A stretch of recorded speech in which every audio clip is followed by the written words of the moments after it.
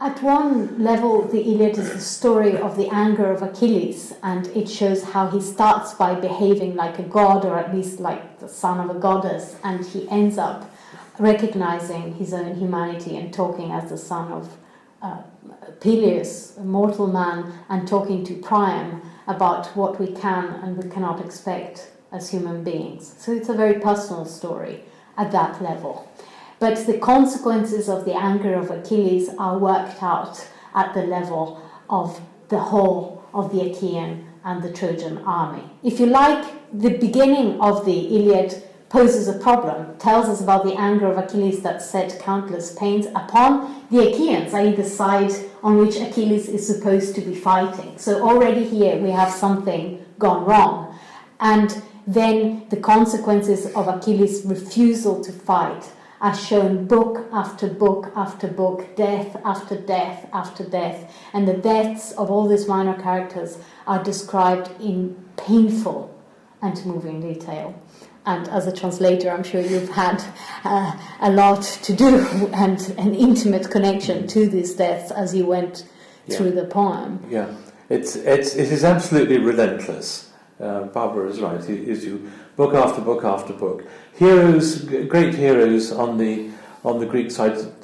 Two heroes in particular are given almost books to themselves, where they simply lay about themselves and slay countless opponents, and it is absolutely relentless, and there's a great interest, possibly almost technical interest, in the part of the audience on wounds and how wounds are dealt and how death comes, and then in book 18, where before Achilles goes back into the fighting, he has to have some new armour because Patroclus was wearing his armour and Patroclus has been killed, and his mother gets the smith god Hephaestus to make some for him.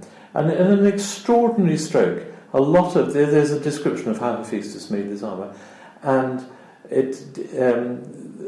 scenes are depicted on the great new shield which Achilles is going to fight with. And there is some fighting, there are two cities at war, but most of the description on the shield is of times of peace. And it is a wonderful stroke that this article of war, which Achilles is going to carry and almost go berserk with in the next few books, because he becomes almost inhuman in the way that he breaks, as it were, all the rules of almost the Geneva Convention types of warfare.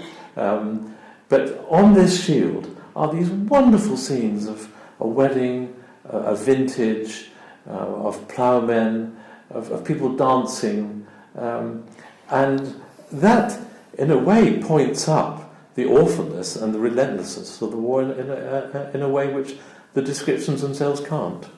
So one question that readers of the Iliad have is whether things might somehow, possibly, one day be different, or whether we have to imagine wars and more wars. And the poem seems to me to give no clear answer to that question, which is the question in some ways about our existence.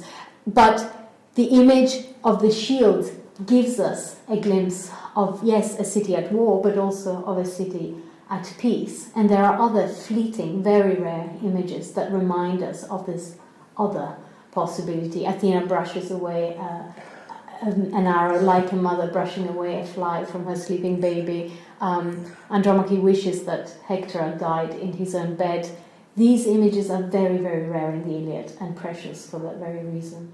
When the two armies muster in Book 2, the Achaean army is given 3 similes to describe the great numbers, but they're all similes to do with ordinary things. I mean, one is of cranes, birds assembling and shrieking in the air, and that's one because you've got the sound as well. But the one which always strikes me is this great army of Achaeans is compared to flies buzzing around a pail of milk when it's filled up.